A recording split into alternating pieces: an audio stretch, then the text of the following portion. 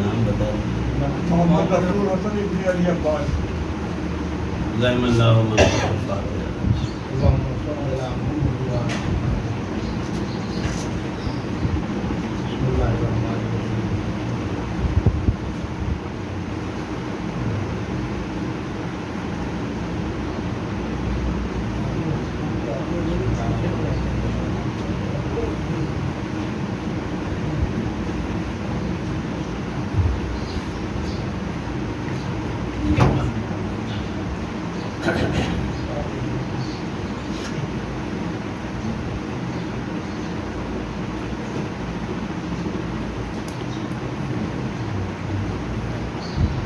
اعوذ باللہ من الشیطان الرجیم. بسم اللہ الرحمن الرحیم. رب اشرح لی صدری ویسر لی امری واحلل عقدۃ من لسانی یفقهوا قولی. الحمدللہ رب العالمین والصلاة والسلام علی سیدنا المرسلین سیدنا و نبینا و شفیع ذنوبنا مولانا بالقرآن. اللهم صل على محمد وعلى محمد وآلہ الطیبین الطاہرین المعصومین. اما بعد فقد قال اللہ تبارک و تعالی فی کتابہ المجید والفرقان الحمید وقوله الحق وهو أصدق القائلین. بسم اللہ الرحمن الرحیم. ان الدین عند اللہ الاسلام. اللهم صل على محمد وعلى محمد. حضرات کو سبحان ربی مرحوم محمد رسول حسن ابن علی عباس. علی عباس کی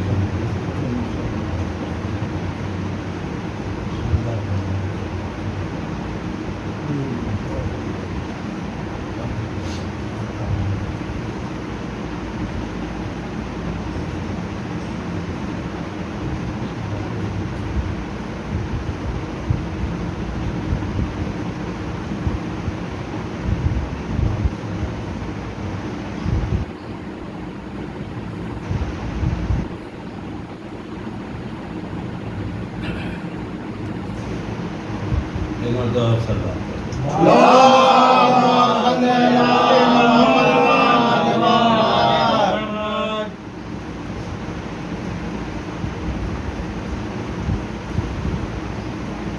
تھوڑے سے لوگوں میں بات کرنے کا سب سے بڑا فائدہ یہ ہوتا ہے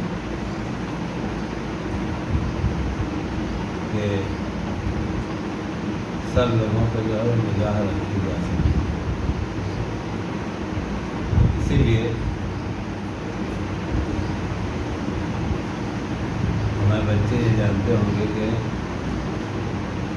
ماہرین تعلیم میں جو پڑھنے لکھنے کا نظام اور قانون بناتے ہیں انہوں نے کلاس میں بچوں کی تعداد یہ بتائی ہے کہ اگر اچھا کلاس چلانا ہے تو کتنے لڑکے جو ہے وہ ہونا چاہیے.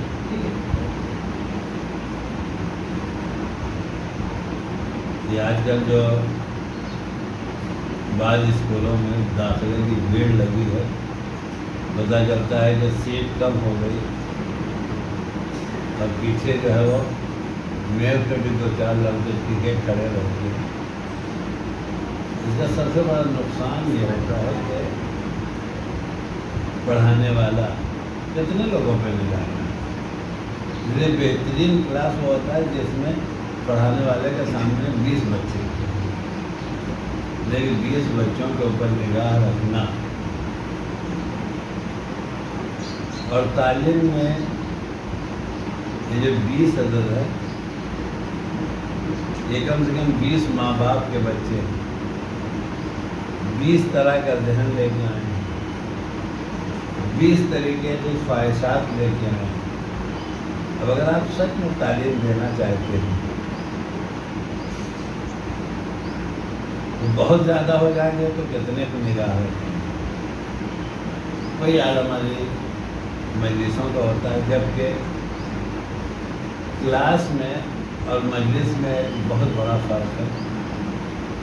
वो फ़र्क यह है कि क्लास चलाने के लिए हर क्लास और हर स्टैंडर्ड में एज की ज़रूरत होती है। मसलन अगर आपको जो है वो प्राइमरी वाले क्लास चलाना है, यानी 1 से 5 तक, तो 1 से 5 वाले क्लास में जो है वो 20 साल और 30 साल के बच्चे नहीं हैं। मैंने तो बहुत नीचे करके कहा आपसे 20 और 30 साल, 40 साल और 50 साल वाले उसमें नहीं हैं।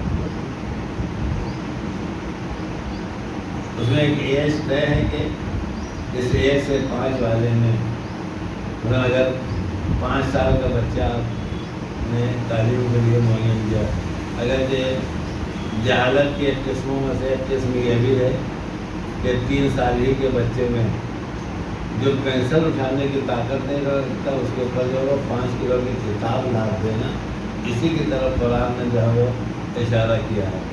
यहूदियों की मिसाल यह है कि जैसे गधे के ऊपर किताब लादते, ये बच्चा वही है। तो अगर देखा जाए कि जो कम से कम 5 साल 6 साल में इतना होश और आवाज़ होता है कि बच्चे को तालीम की तरफ मैल दिया जाए। लेकिन अब तालीम जो है वो बराए तरक्की नहीं रही है, तालीम बराए कमाई हो चुकी है। तो जब तालीम का काम बिजनेस बन जाएगा तो जहाँ से फ़ायदा होगा वहाँ उसको गलत और सही से मतलब नहीं, उसको अपने फ़ायदे से। उसके बाद अब अगर आपको जो है वो 6, 7, 8 का क्लास चलाना है और इसमें 5 साल वाले बच्चों को ले जाकर बिठा दिया जाए तो वो नहीं चल पाएगा। इसी तरीके से हाई स्कूल और इंटर वाला अगर क्लास है तो उसकी एज अलग है, BA और MA वालों की एज अलग है। और अगर इसमें रद्दोबदल कर दिया जाए कि प्राइमरी वाले को ले जाके यूनिवर्सिटी के क्लास में बिठा दिया जाए तो पढ़ाने वाले को भी दुश्वारी है, पढ़ने वाले को भी दुश्वारी है। ये तन्हा मजलिस जो क्लास अहले बैत ने बनाई है, इस मजलिस की खसूसियत है कि इसमें 5 साल वाला भी बैठ सकता है, इसमें 10 साल वाला भी बैठ सकता है, इसमें 20 साल वाला भी बैठ सकता है और इसमें 50 साल वाला भी बैठ सकता है। न पढ़ने वाले को परेशानी है, न पढ़ाने वाले को खसूसियत है। और उसकी वजह यह है कि कोई भी इदारा चलाया जाए, कोई भी चीज़ बनाई जाए, सबके साथ कमजोरी यह है कि जो इदारा बनाने वाला है वो कानून है। लेकिन दीन एक ऐसा इदारा है कि उस दीन को किसी हम और आप जैसे ने नहीं बनाया है, उसको खुदा ने बनाया है। अब कानून बनाने में कानून उतना ही ज़्यादा मुस्तहकम और पायदार होगा कि जितना कानून बनाने वाला जानता। और थोड़ा थोड़ा और आगे आ जाइए।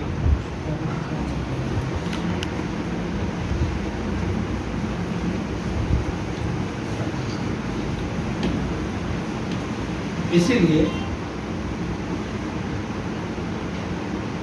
कि इस वक्त सारे जवान और कॉलेज के बच्चे बैठे हैं, अगर गुफ्तगू जो है वो उन्हीं के म्यार से करना है। मैं अपने बच्चों से पूछना चाहता हूँ कि जब आप शुरू करते हैं तालीम, तब आपका दिमाग जितना पढ़ा दिया जाता है उतने ही पे महदूद रहता है, आगे सोचने की ताकत नहीं होती। लेकिन यही पढ़ते पढ़ते जब आप आगे चले जाते हैं और उसके बाद बहुत तरक्की इनकी कर लेते हैं, तो इनकी तरक्की का सबसे बड़ा फ़ायदा यह है कि जितना बड़ा आलिम होगा उतने ही ज़्यादा उसको मुस्तकबिल की फिक्र। ज़िंदगी तो आज गुजार रहा है, लेकिन उससे पूछा जाए, कभी कभी आपने देखे ये IAS PCS देखते होते हैं یہ معلوم ہوا کہ 20 سال بعد کی بات کرنا شروع کر. یہ جو جیو جس نے چلایا ہے پہلے دن فری میں چلایا تھا کہ نہیں؟ تو یا تو جو ہے چلانے والا دیوانہ تھا کہ اتنا بڑا کام اتنا پیسہ لگا رہا ہے فری میں. نہیں عزیزو، اس نے بنایا تھا جو ہے وہ 10 سال پہلے اور پلاننگ کیا تھا 30 سال بعد کے فائدے کی جو آج ہو رہا ہے. کیوں؟ اس لیے علم کا کمال یہ ہے کہ جتنے علم بڑھتا جاتا ہے اتنے اس کو ماضی تو سب کو معلوم ہوتا ہے. آپ نے کسی ہاتھ دیکھنے والے کو دیکھا ہے؟ نہیں دیکھا. آج کل تو نہیں دکھائی دیتے اس لیے کہ دور ختم ہو گیا. لیکن جب ہم لوگوں کا بچپنے کا دور تھا تو سڑک پہ 10-20 جگہ جو ہے وہ ایک طوطا لے کے اور 4 پرچیاں رکھ کے جو ہے وہ بیٹھے رہتے تھے. جو بزرگ ہیں وہ دیکھے مسکرا رہے ہیں. ہو سکتا ہے ہمارے بچوں نے یہ چیزیں نہ دیکھی، لیکن اب بھی آپ کو شاذ و نادر کہیں مل جائے گی. ان کی پرچی میں جب آپ ان کی پرچی دیکھیں گے تو ان کی پرچی میں کبھی یہ نہ بتایا جائے گا کہ کل کیا ہوا. وہ آپ کو کبھی نہ بتائیں گے کہ کل آپ کے ساتھ کیا حادثہ ہوا تھا، آپ سائیکل سے چل رہے تھے گر پڑے کیا ہوا. اس لیے کہ اگر وہ والا بتانے لگیں گے تو صحیح اور غلط پکڑا جائے گا. لہذا وہ فوراً بتائیں گے دیکھو تمہاری 2 شادی ہو جائے گی. 2 شادی جب ہم کریں گے تبھی تو ہو جائے گی. یہ تم کون ہوتے ہو بتانے والے؟ اچھا، جہاں بچوں کو یہ پتہ چلا کہ کسی ہاتھ دیکھنے والے نے اس طریقے کی کیا بتا دیا کہ دیکھیں آپ کے پاس ہاتھ میں پیسہ بہت ہے، آپ جو ہے گھر میں بیٹھے رہیں گے پیسہ آ جائے گا. اس نے بتایا تم سے ارے تم بہت بڑی ترقی کرو گے. یہ سب کرو گے یہ تو سب صرف بیان ہے، لیکن اس سب کا تعلق ہمارے پاس ہے. ہم تمہیں یہ بتائیں کہ بیٹا ابھی جس جگہ پہ تم پہنچے ہو وہاں پڑھنے میں بہت محنت کرو. جب بہت محنت کر لو گے تو ترقی کسی پرچی کی محتاج نہیں ہے، وہ تمہاری محنت خود پکارے گی کہ تم ترقی کرو. لیکن ہم لوگ کیا کام کرتے ہیں؟ اب اگر ہم تم سے بتاتے ہیں کل کیا ہوا تھا تو پکڑے جائیں گے. لہٰذا ہم ساری بات جو ہے وہ آنے والے کل کی بتانا شروع کریں. لیکن چونکہ یہ بتانے والا کمزور ہوتا ہے، جاہل ہوتا ہے، اس لیے یہ کل کی بات نہیں بتا سکتا. لیکن اگر بتانے والا جو ہے وہ پڑھا لکھا اور عالم ہو جائے، جیسے ابھی میں نے مثال دیا کہ ایک ماہر تعلیم جب کسی کا بجٹ بناتا ہے تو آج فائدہ نہیں دکھائی دیتا ہے، لیکن اس کے علم میں ہے کہ 10 سال کے بعد فائدہ ہونے والا ہے. سلمہ بینک میں ہے، ان سے آپ پوچھئے کہ آج جب ہم سے انہوں نے پیسہ لیا تو ان کا کیا فائدہ ہوا. انہوں نے تو ہمیں جو ہے وہ 5% واپس کر دیا. ہم سے 100 روپیہ لیا اور سال بھر کے بعد ہمیں 105 دیا. لیکن ان کی اندر کی جو پلاننگ ہے کہ ہم 5 دے کے اس 100 روپے سے سال بھر میں 25 کمائیں گے، یہ علم ان کا بتا رہا ہے کہ 100 سے 25 بنایا جا سکتا ہے. 100 سے 25 بنایا جا سکتا ہے. تو جتنا علم بڑھتا جائے گا، اب جب ہم جیسے کم پڑھے لکھے اگر ان کے علم میں اضافہ ہو جائے تو ہم مستقبل کی گفتگو کرنا شروع کر دیتے ہیں. تو اگر کوئی اتنا پڑھا لکھا ہو کہ وہ ممبر پہ بیٹھ کے یہ اعلان کر رہا ہو کہ جو کچھ پوچھنا ہے ہم سے پوچھ لو، اس کا مطلب یہ ہے اب وہ تنہا جو ہے وہ ماضی کی گفتگو نہیں کرے گا، وہ تنہا موجودہ زمانے کی گفتگو نہیں کرے گا. وہ اب جب گفتگو کرے گا تو مستقبل کی گفتگو کرے گا. کہے گا کہ دیکھو آنے والا زمانہ ایسا ہے جب پانی سے روشنی پیدا ہو جائے گی. آنے والا زمانہ ایسا ہے کہ جب زمین سے خزانے اگلنے لگیں گے. یہ تیل زمین ہی کے خزانے کا نام ہے. آپ سمجھ میں آیا؟ یہ ترقی کا کمال نہیں ہے، یہ علم کا کمال ہے. علم جتنا بڑھتا جائے گا انسان ترقی کرتا جائے گا. ایک سلوات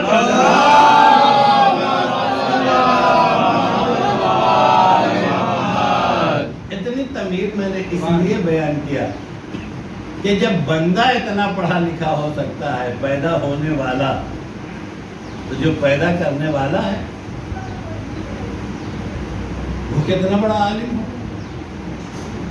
اور دین کا قانون کسی بندے نے نہیں بنایا ہے. یہ کوئی کہ سوچے کہ دین کا قانون، اس لیے کہ ہمارے اور آپ کی فہرست میں یہاں پہ آپ میں گفتگو عام آدمیوں کی نہیں کر رہا، یا صرف اپنے عقیدے کی گفتگو، ہمارے اور آپ کی یہ جو ہے وہ تاریخ میں سب سے بڑے پڑھے لکھے کا نام ہے علی بن ابی طالب، ان سے زیادہ اگر کسی کے پاس علم ہے تو وہ رسول اللہ،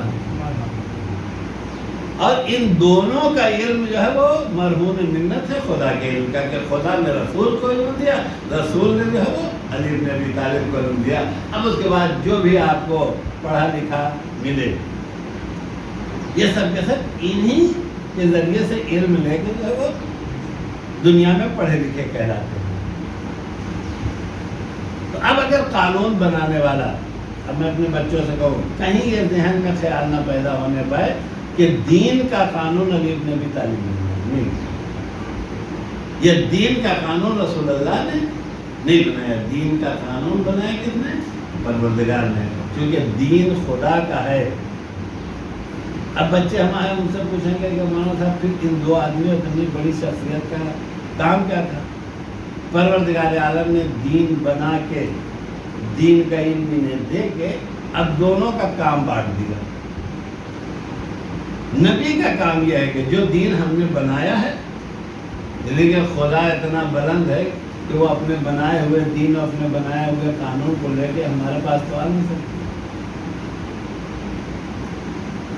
بھائی جناب موسیٰ نے ایک مرتبہ کہا تھا کہ خدایا اپنا جلوہ دکھا دے، تو نور کی ایک تجلی چمکی تھی تو سب کے سب کام آ گئے تھے۔ اگر ابھی اللہ یہاں آ جائے تو ہم لوگ کیا علم حاصل کریں گے؟ سب چلے جائیں گے، اس میں رہے گا۔ لہذا ضرورت اس بات کی کہ وہی اللہ کچھ ایسے لوگوں کو پیدا کرے کہ جو کمال میں اتنے بلند ہوں کہ اللہ سے رابطہ کر سکتے ہیں، اور ان کے اندر اتنی طاقت پائی جائے کہ جب وہ ہمارے درمیان میں آئے تو ہماری طرح سے رہ سکتے ہیں۔ اہل بیت کا کمال ہی یہ ہے کہ اہل بیت نور کی مخلوق ہونے کے بعد بھی انہوں نے ہمارے اور آپ کی طرح سے مٹی کا لباس اسی لیے پہنا کہ جب خدا سے ملنا چاہیں تو اپنے نوری جسم سے ملیں، جب ہم سے ملنا چاہیں تو ہمارے اپنے خاکی جسم سے ملیں۔ اس لیے پروردگار نے ان کو یہ کمال دیا تھا۔ تو اب نبی کا کام یہ ہے کہ جو قانون خدا نے بنایا ہے وہ ہمارے پاس لے کے آئیں، اور علی اور اس کے بعد کے سلسلے کا کام یہ ہے کہ جو قانون نبی لائے ہیں اس کو بچائے رکھیں۔ اس لیے کہ قانون لانا آسان ہے، قانون بچانا اس سے مشکل کام ہے۔ دیکھیے میرا بھی جو ہے اس شہر میں تقریباً سن 88 سے مومنین کے درمیان اٹھنے بیٹھنے کا جو ہے وہ تجربہ تو آئی ہے۔ ہر آدمی کہتا ہے ارے رضی صاحب سے اچھا کوئی نہیں، رضی صاحب تو تھے، جانتے کہ بیٹا کتنی دیر تک اچھے ہیں؟ جتنی دیر تک قانون اسلام آپ کے فائدے میں بتاتے ہیں۔ جیسے قانون کا کوئی گوشہ بتایا جو آپ پہ جا کے لگ گیا، اب کوئی اچھائی نہیں پائی جاتی۔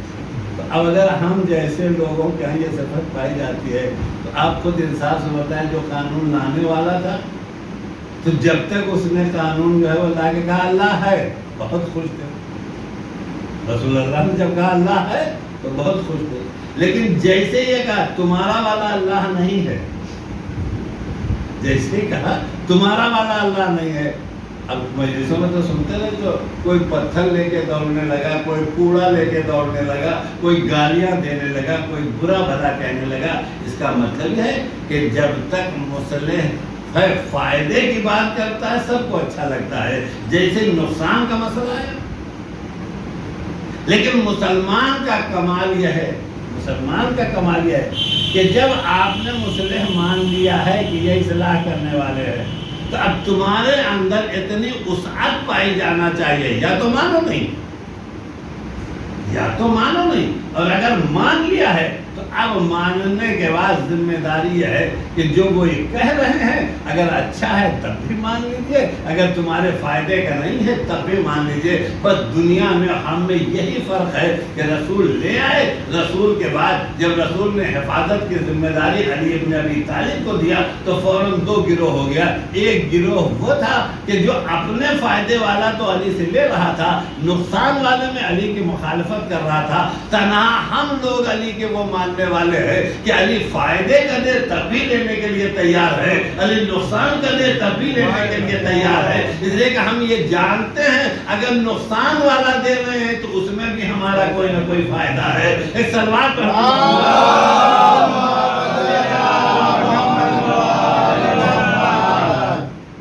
تو جب قانون اللہ کا ہے تو اس کا مطلب یہ ہے کہ جب اتنا بڑا عالم جو ہے وہ قانون بنائے گا تو اس کا قانون 4-6 سال کا تو ہوگا۔ بھائی مستقبل میں جہاں تک آپ کا علم چلا جائے، میں اپنے بچوں کے سامنے ایک مثال پیش کر دوں۔ ہمارے اور آپ کے دوسرے امام حسن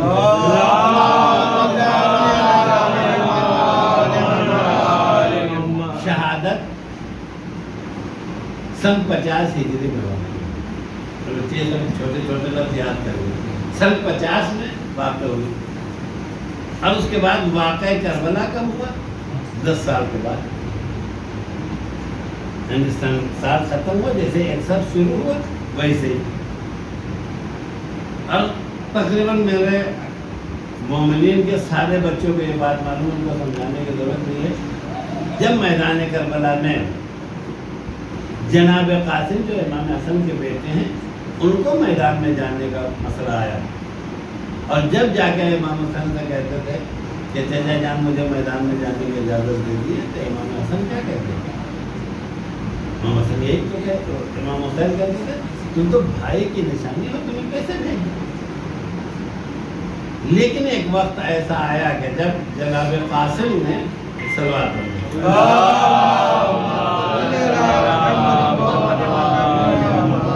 جب جناب قاسم نے کو یاد آیا کہ بابا نے کا جب انتقال ہو رہا تھا تو انتقال سے پہلے بابا نے مجھے بلا کے میرے بازو پہ تعویذ باندھی، اس تعویذ کو کہا تھا کہ اسے ایسے وقت میں کھولنا کہ جب بہت مصیبت آ جائے، تو اس تعویذ کو کھولا تو اس تعویذ میں یہ سب آپ سن چکے ہیں، جو میرا مقصد ہے وہ اس تعویذ میں یہ لکھا ہوا تھا کہ ایک وقت آئے گا جب میرا بھائی میدان کربلا میں نرغہ اعدام میں گر جائے گا تو تم اپنی جان قربان کر دینا۔ یعنی 10 سال پہلے امام حسن کی نگاہیں 10 سال بعد کے واقعے کو دیکھ رہی تھی۔ یہ کہاں سے آیا؟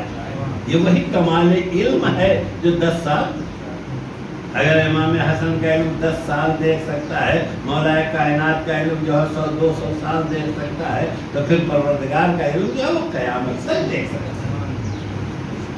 اب شہادت کا، قربانی کا قانون 10 سال بعد دیکھ کے بنائے گا، تو وہ خدا جب قانون بنائے گا تو ایک دن کے لیے قانون نہ بنائے گا، جہاں تک اس کا علم پہنچتا ہے وہاں تک کا قانون بنائے گا۔ اس لیے اسلام کے قانون کی صفت یہ ہے کہ قانون پہلے دن بنا ہے اور قیامت تک کے لیے بنا ہے، اس قانون میں کوئی تبدیلی آنے والی نہیں ہے۔ اب اتنی دیر تک اگر ہمارے جوان ہمارے بچے ساتھ ہیں تو میں آپ سے پوچھنا چاہتا ہوں، جس اللہ نے قانون بنایا ہے تو کیا وہ صرف نماز روزہ حج زکوٰۃ کا قانون بنایا ہے؟ بھائی نماز روزہ حج زکوٰۃ کے قانون تو کوئی بھی بنا سکتا، اس کی ذمہ داری یہ ہے کہ وہ جب قانون بنائے تو ایسا قانون بنائے کہ جو زمین سے بھی متعلق ہو، آسمان سے بھی متعلق ہو، ہماری ولادت سے لے کے ہمارے مرنے تک، اور مرنے کے بعد جو ہے، اس لیے کہ مر جانے کے بعد اب ہم ختم نہیں ہو گئے، مرنے کے بعد بھی ہماری ایک نئی دنیا شروع ہو گئی ہے، اس نئی دنیا کا قانون ہو۔ یہی پہنچنے کے بعد چونکہ ہمارا علم کمزور ہے، لہذا دنیا والوں نے ہم کو یہ سمجھانا شروع کیا، کہا کہ دیکھو دین میں سب سے بڑی کمزوری ہے کہ دین میں بہت سی چیزوں کے بارے میں قانون نہیں ہے۔ یہ جو آپ کے درمیان کمیونزم، اب تو اس کی بھی موت ہو گئی، جب یہ جتنے ہمارے سامنے بیٹھے ہیں ان لوگوں نے دیکھا ہی نہیں اس کے وجود، لیکن جو بزرگ ہے وہ میری بات کی شہادت ہے کہ ایک دور آیا کہ مومنین میں لوگ بھاگنے لگے اس طرح، مومنین میں بھائی ایک اور ارے صاحب تو کامریڈ بن گئے، اور صرف مومنین میں عام لوگوں کی بات نہیں ہے، بعض مولوی بھی کامریڈ۔ جانتے کیا انہوں نے بات کیا کہی؟ انہوں نے بات ہمارے اور آپ کے درمیان کہی، آگے کہا دیکھو دین کا قانون نماز روزہ حج زکوٰۃ ہے، تمہارے دین نے ان ساری چیزوں کے بارے میں قانون بنایا ہے، لیکن نماز بغیر پیٹ کے نہیں پڑھی جا سکتی، جب تک پیٹ میں کچھ نہ ہوگا اس وقت تک نماز کو نہیں پڑھ سکتا۔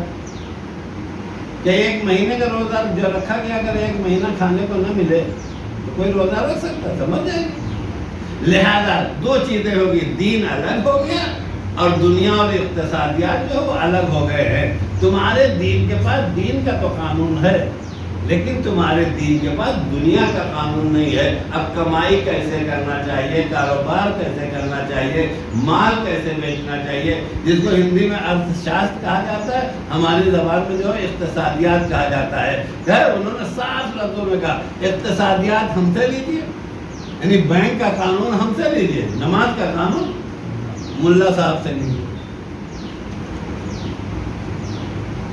اب اس کو اتنا پھیلایا کہ اب ہمارے جوانوں کے سمجھ میں آنے لگی، بات تو بڑے پتے کی کہہ رہا ہے۔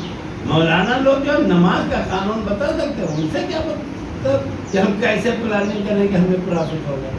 اگر ہمیں کاروبار کرنا ہے تو ہم کیسے کاروبار کریں، اس کا تو ان کے پاس قانون نہیں ہے۔ میں اپنے بچوں کو یہی سمجھانا چاہتا ہوں کہ اگر قانون کا بنانے والا ہم جیسا جاہل ہوتا تو نماز کا قانون بناتا، لیکن قانون کا بنانے والا پروردگار ہے، اور اسی پروردگار نے قانون بنانے سے پہلے پیٹ اسی نے دیا ہے، لہذا اس کے کھانے کا انتظام کہاں سے ہوگا؟ اس کی ذمہ داری ہے کہ اس کا بھی قانون بنائے۔ لیکن یہاں پہنچ تک لانے کے بعد ایک نئی بات انہوں نے شروع کی، وہ جانتے کیا؟ انہوں نے کہا دیکھو اب ایک بات تم غور کرو اس بات کے اوپر کہ دیکھو تمہاری زندگی کے دو حصے ہیں، تمہاری زندگی کے دو حصے، ایک حصے کا نام ہے دین اور ایک حصے کا نام ہے دنیا۔ ہم تم سے یہ نہیں کہتے کہ بے دین ہو جاؤ، یہ نہیں کہتے بے دین ہو جاؤ، دیدار رہو، لیکن دیدار رہنے کا وقت معین کرو، دیدار رہنے کا ایک وقت معین کرو۔ اور ہم تم سے یہ کہہ رہے ہیں دیدار بھی رہو، دنیا دار بھی رہو، دنیا دار بننے کا بھی وقت معین کرو، دیدار کے بننے کا بھی وقت معین کرو۔ اب آپ جا کے یہودیت اور عیسائیت کو پڑھ کے دیکھ لیجئے تو یہودیت میں جو ہے دیدار بننے کا دن ہے سنیچر، دیدار بننے کا دن ہے سنیچر، اور سنیچر کے بعد بقیہ 6 دن جو ہے وہ دنیا دار بننے کا ہے۔ اس کا مطلب یہ ہے اگر دین کی بات کرنا ہے تو سنیچر کو آؤ، دنیا کی بات کرنا ہے تو اب اتوار کو آؤ، دوشنبے کو آؤ، منگل کو آؤ۔ اور ادھر جو ہے ہم نے یہودیت کے بعد عیسائیت کو دیکھا، عیسائیت نے پکار کے کہا دیدار بننے کا کام ہے اتوار اور دنیا دار بننے کا کام ہے بقیہ دن، یعنی اگر دیدار رہنا ہے تو اتوار کے دن ہم سے ملیے، اور اگر دنیا دار رہنا ہے تو دوشنبہ منگل چاہے سب دن ملتے رہیے۔ دین نے، اسلام نے پکار کے کہا اے حضرت مسلمان تمہارا کمال یہ ہے جو ایک دن دیدار رہ کے 6 دن دنیا دار رہے، وہ یا یہودی ہوتا ہے یا عیسائی ہوتا ہے۔ مسلمان کا کمال یہ ہے اٹھے تو دیدار بھی رہے، دنیا دار بھی رہے، اٹھے تو دیدار بھی رہے،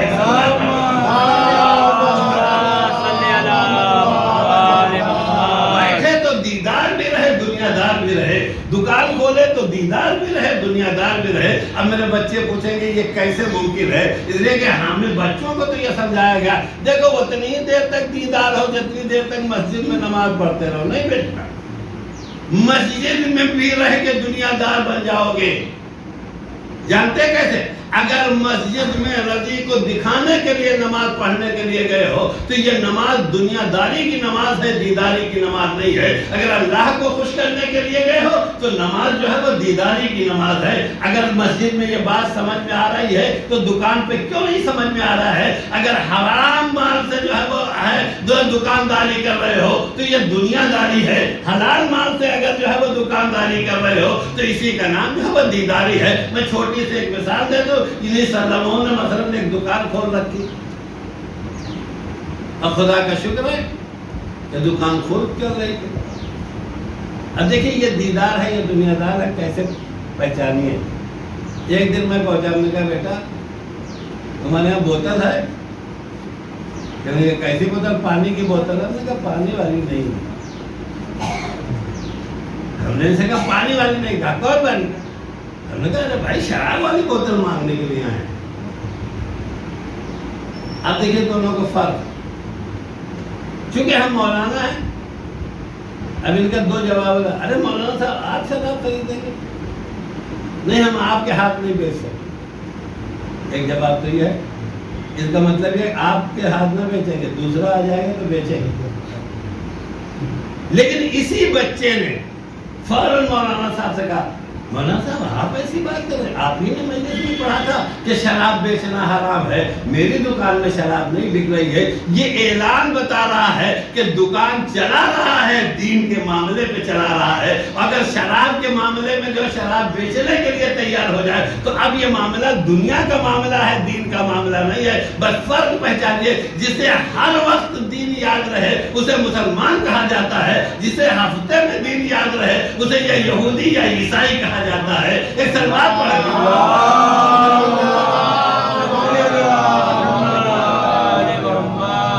اسی لیے ایک بات اور بچے یاد رکھیں، احادیث ہے اطلب العلم ولو کان بالصین، علم حاصل کرو چاہے چین تک جانا پڑے۔ یہاں علماء نے ایک بات یہ کہی ہے کہ چین کا مطلب یہ والا چین نہیں، خرافات سکھانے والا چین۔ چین کا مطلب یہ کہ علم حاصل کرنے کے چاہے جتنی دور جانا پڑے، دیہات والا نکل کے جو ہے وہ، بھائی سارے لوگ، زیادہ تر لوگ یہاں میں کے سامنے جو بیٹھے ہوئے ہیں وہ اپنے بچے کو پڑھانے کے لیے گاؤں چھوڑ کے یہاں آئے۔ یہ گاؤں چھوڑ کے آنے کا مطلب وہی سین ہے، دور دراز چاہے جتنا جانا پڑے علم کو حاصل کرنے کے لیے۔ اب ہم اپنے بچے سے پوچھیں گے کیا یہ علم کا مطلب کہاں لکھا ہے کہ علم حاصل کرنے کے لیے چاہے چین جانا پڑے تو مدرسے میں جانے کے لیے کہیں لکھا ہے؟ بوائز میں جانے کے لیے بھی اسی حدیث میں علم حاصل کرو چاہے دور جتنا جانا پڑے۔ اس میں یہ تو نہیں لکھا کہ انوار العلوم میں جاؤ گے تو علم حاصل ہوگا، بوائز میں جاؤ گے تو نہیں حاصل۔ لیکن میری گزارش یہ چاہے انوار العلوم میں جاؤ چاہے بوائز میں جاؤ، پہلے والا جملہ یاد رہے، اطلب العلم، علم حاصل کرو، علم حاصل کرو۔ اس لیے کہ یہاں بھی آ کے کچھ لوگ ایسے ہوتے ہیں جو آ کے چلے جاتے ہیں، وہاں بھی جانے والے کچھ لوگ ایسے ہوتے ہیں جو آ کے چلے جاتے ہیں۔ تم نے اگر وہاں جا کے جو ہے وہ آ کے چلے گئے تو قول رسول پہ عمل نہیں کیا، یہاں آ کے اگر آ کے چلے گئے تو قول رسول پہ عمل نہیں کیا۔ بس دونوں میں فرق جانتے کیا ہے؟ میرے بچے پوچھیں گے مولانا سے فرق کیا ہے؟ فرق صرف اتنا ہے کہ جب بوائز میں جا کے حاصل نہیں کیا تو اپنے باپ کا مال برباد کیا۔ بھائی بوائز میں پڑھنے کے لیے بوائز کے مالک جو پہلے اینس صاحب تھے، اینس صاحب نے تو تمہاری فیس دیا نہیں، فیس تو تمہارے ابا نے دیا۔ تو اب اگر وہاں جا کے نہیں پڑھا اور نالائق ہو گئے تو نقصان کس کا کیا؟ اپنے باپ کا، اپنے خاندان والوں کا، اپنے گھر والوں کا۔ انوار العلوم میں جا کے اگر نہیں پڑھا تو جانتے کس کا نقصان کیا؟ ابا کا نقصان نہیں کیا۔ ابا نے بھیجا ہی اس لیے تھا کہ ان کے پاس کچھ نہیں۔ اب وہاں جانے کے بعد تم نے نقصان کیا ہے رسول اللہ کا، تم نے نقصان کیا مولا کائنات کا، تم نے نقصان کیا ہے اپنے وقت کے امام کا۔ اب دونوں کا فرق خود ہی پہچان لیجئے۔ باپ کا مال برباد کرنے کی حیثیت کیا ہے، امام کے مال کے برباد کرنے کی حیثیت کیا ہے؟ میں یہ باتیں آپ کو جو ہے کسی کے لیے نہیں کہہ رہا ہوں، میں تو خود اپنی اصلاح کے لیے کہہ رہا ہوں۔ اگر ہم جیسا آدمی امام کا مال کھا کے حاصل نہ کرے تو اس کی سزا زیادہ ہے بنسبت تمہارے، لیکن تم یہ نہ سوچو کہ تمہیں بے سزا چھوڑ دیا جائے گا، تم نے بھی تو کوئی مال برباد کیا ہے، اور دین نے مال برباد کرنے کی اجازت نہیں دیا ہے۔ لیکن اب ان بچوں سے گفتگو جنہوں نے محنت کیا، تو محنت کیا تو کچھ تو بنیں گے۔ محنت کرنے والا جتنی محنت کرے گا، ارے چیز اور سن لیجیے، سب محنت کر بھی نہیں سکتے، سب محنت کر بھی نہیں سکتے۔ اب میں سلموں سے پوچھوں، اگر تمہارے کلاس کے سارے لڑکے جو ہے وہ کامرس پڑھ کے جو ہے بینکنگ سیکھ لیتے اور سب بینک میں چلے جاتے تو فائدہ کیا ہوتا؟ جگہ ہوتی بینک۔ اس کا مطلب یہ ہے کہ تمہارے کلاس میں 2-4 لڑکے چاہیے جو بینک میں جائیں، 2-4 لڑکے ایسے چاہیے جو ڈاکٹری میں جائیں، 2-4 لڑکے ایسے چاہیے جو انجینئرنگ میں جائیں۔ اسی لیے علم واجب کفائی ہے، واجب عینی نہیں ہے۔ لفظ یاد رکھے، واجب عینی اور واجب کفائی کا فرق یہ ہے، جو چیز واجب عینی ہے وہ سب کو کرنا ہے، جو چیز واجب کفائی ہے وہ کرنا تو سب کو ہے، لیکن اگر 2 کر لے جائیں تو بقیہ سے ساقط ہو جائے گا۔ اب اگر الہ آباد کے لیے 50 ڈاکٹر کی ضرورت ہے، الہ آباد کے لیے 50 ڈاکٹر کی ضرورت ہے، اگر 5000 ڈاکٹر ہو جاتے تو کیا ہو؟ مطلب یہ ہے کہ 4950 برباد ہے نا، ابس ہے یا نہیں؟ لہذا علم نے پکارا، کہا کہ نہیں ہم کو ضرورت نہیں، ہمیں تو اتنی ضرورت ہے کہ جتنے سے جو ہے وہ زندگی چلے۔ اگر انجینئر کی الہ آباد میں ضرورت ہے جو ہے وہ مثلا 1000 10,000 اور اس کے بعد جو ہے وہ 1 لاکھ آدمی انجینئر بن جائیں، یہ بقیہ 99,000 کہاں جائیں گے؟ اسی لیے 1000 کے بعد اب یہ ذمہ داری ختم ہو جاتی ہے۔ میں اپنے بچوں کو یہی سمجھانا چاہتا ہوں، ہمارے اور آپ کے لیے ہماری والی مثال بھی لے لیجیے، الہ آباد میں مثلا 100 مولوی کی ضرورت ہے، 100 مولوی آ گئے ہیں تب تو حالت یہ ہے، اگر کہیں 2-4-6 ہزار آ جاتے تو کیا ہو؟ اس کا مطلب علم پکار کے کہہ رہا ہے جتنی ضرورت ہے اتنے پروجیکٹ پیش کرنا، اس سے زیادہ کی ضرورت نہیں ہے۔ اگر میرے بچے یہاں تک آ گئے تو مصحف پڑھنے سے میں ایک جملہ کہہ دوں، یہ جتنی گفتگو میں کر رہا ہوں یہ ساری گفتگو میں چھوٹ، یہ ساری چیزیں جو اس وقت تک ہیں جب تک کسی عادل کی حکومت نہیں ہے۔ عادل کی حکومت کا مطلب یہ ہے جب تک ہمارے امام کی حکومت نہیں ہے، امام پردے میں ہیں، کوئی ایک مومن کا بچہ ڈاکٹر نہ بنے، کوئی پوچھنے والا نہیں ہے، کوئی ایک انجینئر نہ بنے، کوئی پوچھنے والا نہیں ہے۔ لیکن اگر امام پردے سے آ جائیں گے تو پردے سے آنے کے بعد جب وہ اپنی حکومت کریں گے تو ان کی حکومت کے لیے ڈاکٹر کی ضرورت ہے، لہذا وہ تم سے پڑھ کے پوچھیں گے تم تو میرے ماننے والے ہو، تم کیوں نہیں ڈاکٹر بنے؟ وہ انجینئر کی ضرورت ہے تو وہ پکار کے کہیں گے تمہیں تو جو ہے ہمارے ماننے والے تھے، تم انجینئر کیوں نہیں بنے؟ کسی کو بیان دینا ہے تو اس سے کہیں گے تم تو ہمارے ماننے والے ہیں، تم تقریر کرنے والے کیوں نہیں بنے؟ حد یہ ہے، یہ تو میں بڑے بڑی چیزوں کا نام لے رہا ہوں۔ امام ہم سے اور آپ سے پوچھیں گے کہ ہمارے دی حکومت کو چلانے کے لیے، ہماری حکومت میں رہنے والے رعایا کی زندگی کے لیے پلنگ کی ضرورت ہے، تم بڑھئی کیوں نہیں بنے؟ یہ کوئی صاحب نہیں سوچے، بس فرق پہچانیے۔ آج یہ چھوٹے چھوٹے کام، اور چھوٹی سی مثال لیجیے، امام یہ پلٹ کے پوچھیں گے ہمارے شہر کی صفائی کے لیے جمعدار کی ضرورت ہے، تم کیوں نہیں بنے؟ یہ بڑا مشکل مسئلہ ہے۔ اب ہمارے سارے بچے سوچنے لگے یعنی کہ جمعدار بھی بننا پڑے گا۔ جانتے کیوں برا لگ رہا ہے جمعدار بننے میں؟ وہ اس لیے بننا پڑ رہا ہے کہ پیدائش سے لے کے آج تک ہم نے جمعدار کے پیشے کو حقیر سمجھا ہے، ڈاکٹری کے پیشے کو جو ہے وہ بڑا سمجھا ہے، لیکن جب حکومت عدل قائم ہوگی تو جتنی عزت ایک ڈاکٹر کی ہوگی اتنی عزت ایک جمعدار کی بھی ہوگی۔ حکومت عدل کا فائدہ یہ ہے. یہ تو حکومت ظلم ہے کہ جمعدار جو ہے سب کے گھروں کو صاف کرنے والا ذلیل ہوتا ہے اور سب کے گھروں سے مال صاف کرنے والا ڈاکٹر عزیز ہوتا ہے. ایک تلوار پڑھ دیں.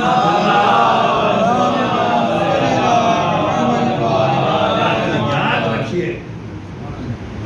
اچھا آخری بات جو ہم لوگوں کی ہے، میرے بچے اس بات کی جو تصدیق کریں گے، جب سے اب تقریر سننا شروع کیا یہی تو سنا نا کہ مولا آئیں گے تو تلوار لے کے آئیں گے، ایسے قتل کریں گے، ویسے قتل کریں گے. اب سارے بچے ڈرے ہوئے ہیں. یعنی ہمارے والے بھی سوچنے لگے مولانا آئے.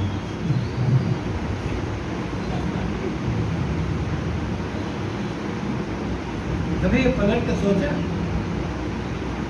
پوری تاریخ میں علی سے زیادہ کوئی طاقتور تو تھا کوئی طاقتور؟ اتنے بڑے طاقتور کے گلے میں رسی کا پھیلنا کیسے جانا؟ بغیر حضرت علی کا کام جو ہے صرف تلوار چلانا تھا. جو صاحب رسی کا بندہ ڈالنے آئے تھے یہی تو بھاگے تھے پہاڑ پہ. نہیں ابھی لوگ امام کا کام صرف مار دینا نہیں ہے. امام کا کام ہے دین کو بچا لینا. تلوار چلا کے بچے گا تو تلوار چلائیں گے، رسی پہن کے بچے گا تو رسی پہن لیں گے. جب ہم نے اور آپ نے یہ بات سمجھ لیا کہ ہمارے امام کا کام جو ہے بس تلوار چلانا نہیں ہے، لہذا ہم اپنے بچوں سے کہیں گے اپنے ذہن سے اس تصور کو نکال دیجئے کہ جب امام آئے گا تو صرف قتل کرے گا. جب امام آئے گا تو جہاں دشمن کو قتل کرے گا وہی چاہنے والے سے کہے گا مجھے ڈاکٹر کی ضرورت ہے، تم نے کون سی نصرت کے لیے تیاری کیا ہے؟ مجھے انجینئر کی ضرورت ہے، تمہیں کون سی نصرت کے لیے تیاری کیا ہے؟ مجھے جو ہے میری حکومت چلانے کے لیے ایک فائنینسر کی ضرورت ہے، تم نے کتنا مال کمایا ہے؟ ایک حساب کتاب کرنے والے کی ضرورت ہے، تم نے کتنا پڑھا ہے؟ عزیزو، لہذا ناصر امام بننے کے لیے تنہا جو اسلحہ خریدنا نہیں ہے. ناصر امام اگر بننا ہے تو دور حکومت امام کے لیے جن جن چیزوں کی ضرورت ہے ہمیں اور آپ کو ان چیزوں کی تیاری کریں. یہ ہم سب کی ذمہ داری ہے. صرف بچے یہ نہ سوچے. میں تو ادھر 2 سال میں بہت سی تصویروں میں یہ بات کی کہ بچوں کو کہاں سے سمجھا دیا. بالخصوص اس وقت بڑی تکلیف ہوتی ہے جب مرقع مہربانی کے لیے جلالی کا لفظ استعمال.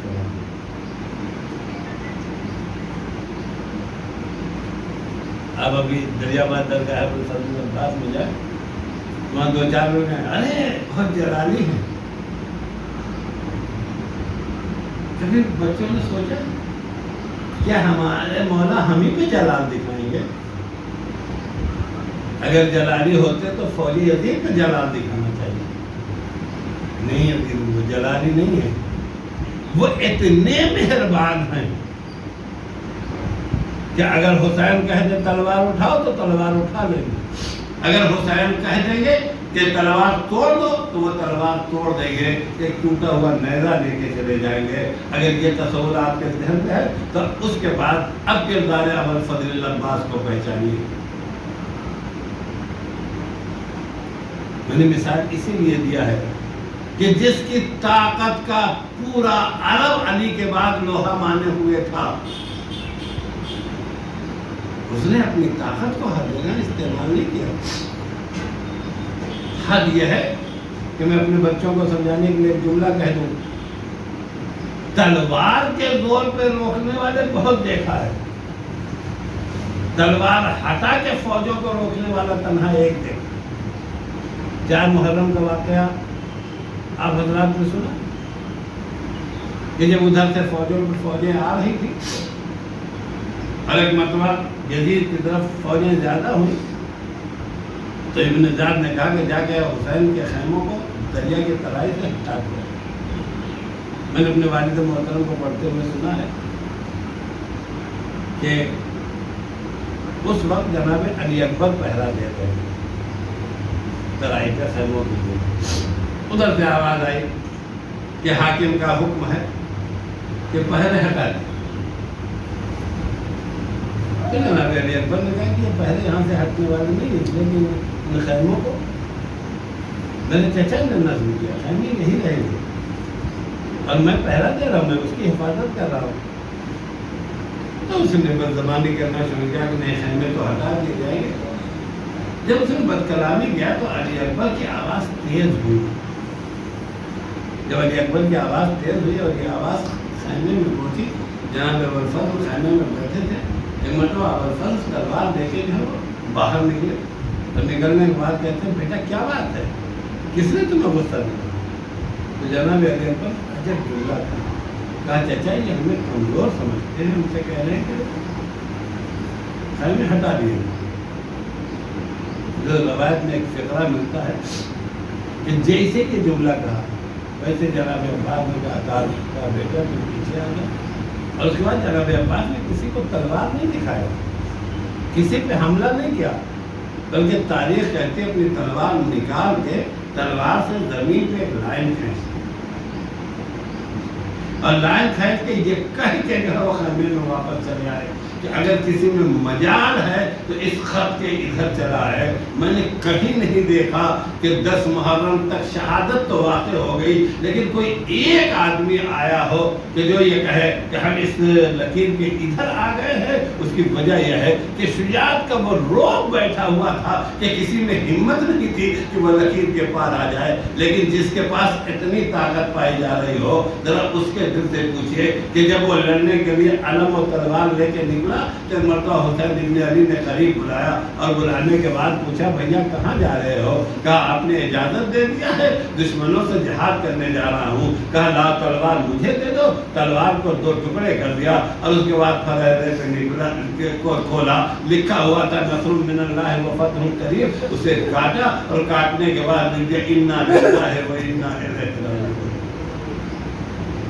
اور ایک ٹوٹا ہوا نیزہ لے کے شیر ترائی پہ گیا. میں پوری تاریخ نہیں پڑھنا چاہتا، صرف 2 فقرے کہہ کے بات کو تمام کرنا چاہتا ہوں کہ مشق بھر کے جو ہے وہ خیمے کی طرف چلنے لگے. ایک کمینگاہ سے دائنا بازو قلم کر دیا گیا، کچھ اور آگے بڑھے کہ بایاں بازو قلم کر دیا گیا. عزیزو اب اس کے بعد ابوالفضل چاہتے ہیں کہ خیمے تک پانی پہنچ جائے، لیکن ادھر سے ایک تیر آیا آ کے مشق سکینہ کے اوپر لگا. پانی کا بہنا تھا کہ شیر نے پھر جو ہے وہ گھوڑے کو ترائی کی طرف موڑا. اب جیسے ہی مڑے ایک تیر آ کے آنکھوں میں پیوست ہو گیا اور تیر کو نکالنے کے لیے سر کو جھکایا کہ ایک گل سر کے اوپر پڑا. گھوڑے سے سنبھلے نہ گئے. ایک مرتبہ آواز دیتے ہیں کہ مولا میری مدد کے لیے آئیے. روایت کہتی ہے اس آواز کا سننا تھا کہ دونوں طرف جو ہے ایک ہیجان برپا ہو گیا. خیمے کے باہر حسین کا دل دہلنے لگا، خیمے کے اندر زینب بے چین ہو گئی، اس لیے کہ حسین کا جب دل دہلا تو روایت کہتی ہے کہ حسین کھڑے نہیں ہو پا رہے تھے، دونوں ہاتھوں سے کمر پکڑ کے کہتے تھے الآن ان کثرت ظہری، بھیا تمہارے مرنے سے جو ہے میری کمر ٹوٹ گئی. لیکن تھوڑی دیر کے بعد جب علم واپس آیا اور زینب نے دیکھا کہ فرحرے سے بھائی کا خون ٹپک رہا ہے، تو ایک مرتبہ زینب کی کیفیت یہ ہوئی کہ بیویوں کو بلایا اور بلا کے کہا بیویوں جس کے سہارے وعدہ کیا تھا وہ سہارا دریا کی ترائی پہ چھوٹ گیا. اب یقین ہو گیا کہ سر سے رضا چھینی جائے گی، بازوؤں پہ رسی باندھی جائے گی. انا للہ و انا الیہ راجعون. رضن بقضائہ و تسلیما الہی بحق زہرا و ابیہا و بعلہا و بنیہا بارلہ بحق محمد وآل محمد و اسم مختصر سے ہر مومن و مومنات کے لیے مقاصد جن مرحوم کے اصحاب ثواب کے مجلس برپا کی گئی ہے ان کے درجات کو بلند کرو، انہیں محمد والے محمد کے ساتھ نشید فرما، ان کے پسماندگان کو سب جمیل بنا، جہاں جہاں مومنین و مسلمین ان کے جان مال ان کے حفاظت فرما. علماء اعلیٰ کا سایہ ہمارے سروں کے بعد ہے، امام زمانہ کے ظہور میں تعریف ہے. ہم سب کے امام کے عوام کے ساتھ وآخر دعوانا الحمدللہ. آپ حضرات ایک مرتبہ سورہ حمد اور 3 مرتبہ سورہ اخلاص کی سماعت کریں گے. مرحوم محمد علی حسن کی علی عباس علی عباس کی الحمدللہ